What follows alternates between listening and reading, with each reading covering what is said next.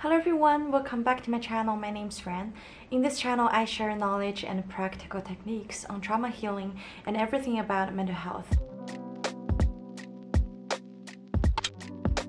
Reflecting back on all those years of my therapy sessions, driven by the hunger to complete myself and also to avoid pain and suffering, I explored a lot of things when I was trying to heal my trauma from childhood. And I tried a lot of things. A lot of them work and a lot of them don't. I will share all those things and experience in my next couple of videos, but in this video I wanted to talk about the number one truth about trauma and how I used it personally to guide my healing, and that is trauma is stored in our body. We cannot heal without working on body sensations related to trauma. I came to therapy a couple of years ago when I was looking for cure for those seemingly bizarre behaviors of mine and also very painful symptoms that cannot be explained by myself. And I felt extremely lonely because I had been a binge eater since I was 12 years old, when I was going through severe depression, and I was extremely suicidal since that time. I cannot build or maintain healthy intimate relationship, and every one of those relationships turned out to be a disaster because I always ended up being the one getting hurt, and I became the one who is crazily insecure, needy, and also very hysterical. Or it goes to another extreme. I attract same type of people that I was, who is desperate and needy and dependent on me for their identity. So either way, it's imbalanced relationship, and it just is a recipe to disaster. I drift through life with this sense of unrealness because I don't have a sense of self, and I constantly drift into fantasies and drift into those intrusive thoughts where I just cannot seem to shut them down. What's the most painful one for me was this chronic anxiety and chronic state of being triggered, of hypervigilant, of being really depressed when I exhaust myself in anxiety, to a point that I just cannot distinguish what's happening right now and what's in the past, because I constantly see flashbacks, and 1 minute I'm happy and in 1 minute I became crazy and hysterical and depressed. Because of all of that, I constantly make irrational and compulsive choices, which just made me incredibly lonely because nobody understood me. For the first 1 to 2 years, I was very resisting getting in touch with my body sensations because I think it's nonsense whenever my therapist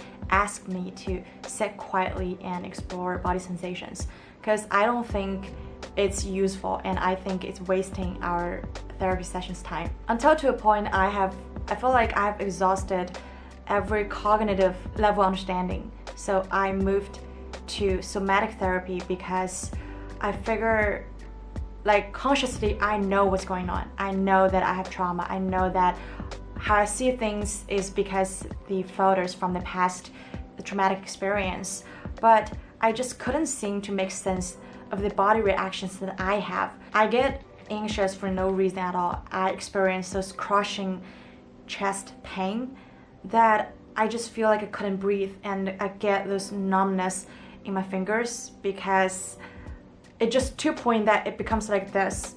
It really freaks me out because I don't know what's going on in my body. I cannot control, even though I know consciously it's about trauma. So that really drives me to explore, well, maybe trauma is more than this cognitive knowledge about things. Maybe it changes our brain and changes our body. So I started to embrace exploration of body sensations related to trauma. My favorite book is Peter Levine's Waking the Tiger, which literally saved my life.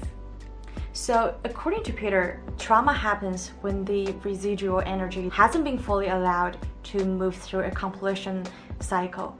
It gets trapped by immobility responses, with fear, with anger and helplessness, which just gets us stuck at a self-perpetuating cycle. I'm gonna use my personal experience of working with abandonment trauma to explain this further. So when I was 7 years old, I lost my mom because she had cancer, and mostly she was mentally abused by my dad. She was extremely depressed and she was suffering. But I didn't know. All those years since I was 3 years old, I've been in and out of hospital just to see her dying. So the moment, I think it was really shocking to me when I witnessed her death. And at that moment, I went straight into dissonance. I couldn't feel anything. The state of dissonance really prevents me from experiencing that helplessness, that desperation, that fear, that overwhelming, crushing pain that I have to go through when a daughter witnesses her mother's death. So all this energy gets stored in my body. It never gets let out because I consciously and unconsciously avoid it. It was too overwhelming for me to go through. When I became an adult, dating was extremely difficult for me because even though I've only knew this person for like a day, I would fall in love like so quickly. Just like this person is this whole world to me, and I get really obsessive about this person, and I constantly dream about him loving me and us having a beautiful future together, having a family, having kids. I know it's like very typical symptoms of love addiction and codependency because I gave up my identity for this person completely because I have no sense of self.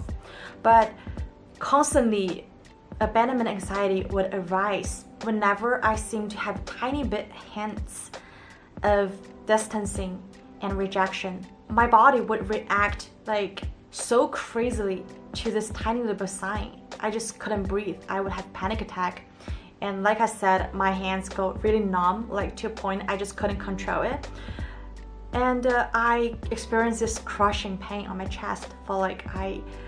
I feel like I was dying, literally. The inability to deal with this painful emotions and body sensations, and mostly the inability to control my own thoughts and body really scares the shit out of me. So what I would do, I would run away. I would binge eat, of course, or I would try to engage in distraction behaviors, like unhelpful ones. But if you look at it in the therapy perspective, this kind of body sensation arises for a reason because it never gets a chance to be completed. And now, if you allow it, if you allow this body sensation to move through, to reach its natural completion, instead of running away because of fear, it could really allow the transformation of trauma, of this body sensations that get stored in your body. But normally, what we would do when those terrible and difficult sensations show up, we bottle it up, we seek for distraction, we engage in substance abuse, we engage in love addiction, we seek for those high risk or crazy behaviors just to avoid feeling these painful sensations. But those sensations are meant for our healing.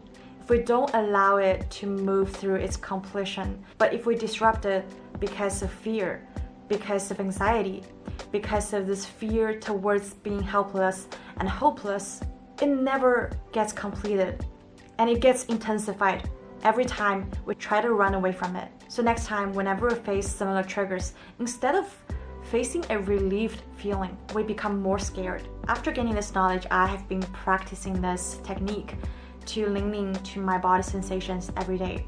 I've been training myself to have this bodily awareness because I know it's so important, not only towards healing trauma, but also living more fully in the present moment. If you're just starting out, I would definitely recommend you not plunge into going through those painful sensations because it can be really intimidating and scary at the beginning. I would recommend you to first get in touch with your body, to practice connection towards your body, like trying to touch it more. And like Peter suggested, I would try to pat myself like every day just to feel, well, this is how I get in touch with my skin, and this is my arm. And also when I get in touch with my body, I am training myself to feel safe at home with my own body. A lot of times for traumatized people, we don't feel safe at home within our body because we feel like our body is at war. it's very scary, and those uncomfortable sensations, they can kill us.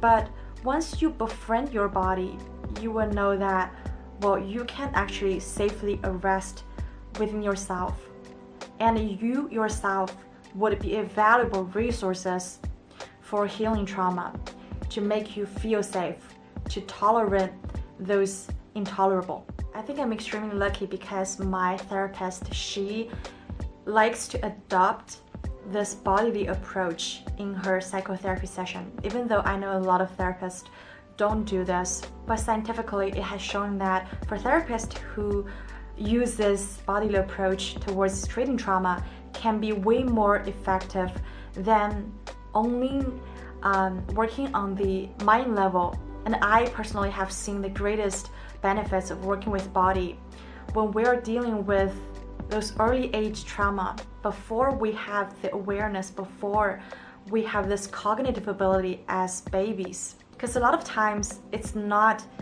well, I think this is wrong, but deeply there's a nagging sense that you just know, you just sense.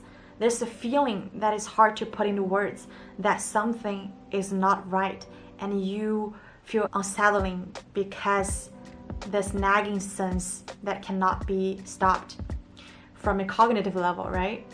So I wanted to really point out that working with the body is such an important thing in treating trauma, especially when it's from a young age. Alright everyone, I hope this video is helpful. If you like it, please give it a thumbs up. If you wanted to see more videos like this, please subscribe, and I'll see you next time.